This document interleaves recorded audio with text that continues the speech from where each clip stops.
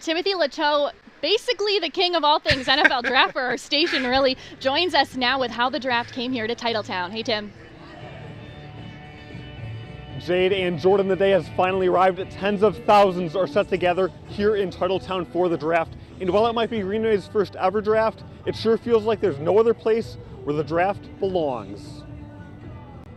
There are places across the nation and world that are magnets for attention. You can look to New York City as the capital for commerce.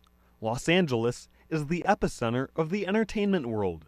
Washington, D.C. for the pillar of politics. Even the moon and Mars as spectacles of imagination. And the world of sport seems to have a new focus every week, with superstars making names for themselves all season long, culminating in moments of glory. But this weekend, all eyes turn toward Green Bay for a look at the future of football during the 90th NFL Draft. As the players walk across that stage, they'll be taking the first steps in America's biggest sports league, embedded in pro football's smallest city. As much as the spotlight is on those young faces, it's also on the historic city of Green Bay. Hosting the draft has been a long time coming for Green Bay, possibly the city most intertwined with professional football. But once upon a time, bringing the draft to Wisconsin's third largest city wasn't even a possibility in the minds of local leaders more than a decade ago. Everything changed in 2015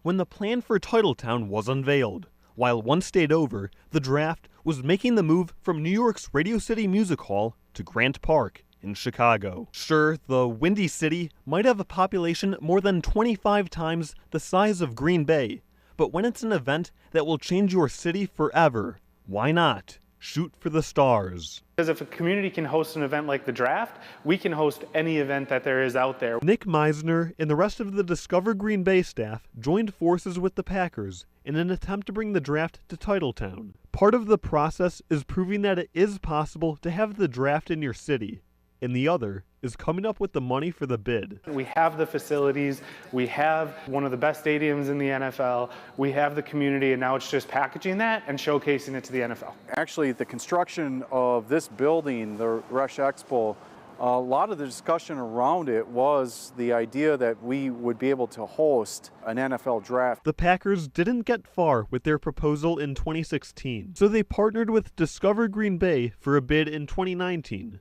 With the hopes of hosting the NFL Draft in 2022. But like so many events, the COVID-19 pandemic derailed the 2020 NFL Draft in Las Vegas, so that city was awarded the draft in 22. Green Bay was one of 3 finalists for 2024 before it was awarded to Detroit. The push for 2025 seemed like it was going to be another bout of bad luck, as the league told the Packers it was off the table. But things shifted just a couple months later when the NFL circled back and said it was a possibility, bringing a ray of hope into a stadium district meeting in March of 2023. We've been told that 25 is also still a consideration.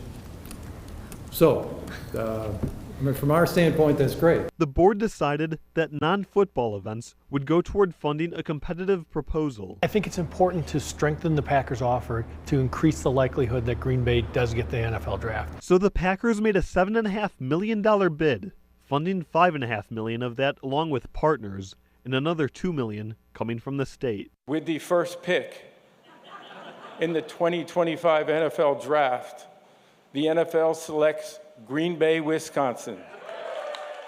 We all know the passion that our fans have and how unique that is. I think that's going to really show the whole nation exactly how passionate our fans are. That passion will turn to reward, as a projected 300,000 fans could pack into Titletown April 24th through 26th, bringing $20 million to the local economy and $94 million to the state. This is going to benefit the Packers, Green Bay, and Wisconsin for years to come. We know that we have a lot to prepare for, but Green Bay is known for punching above its weight as the smallest market in the NFL. The possibilities have quickly turned to reality in less than 2 years, as hundreds of thousands are expected to pour into Titletown, only the 10th city to host the draft in over half a century. Green Bay is not just the little city that could.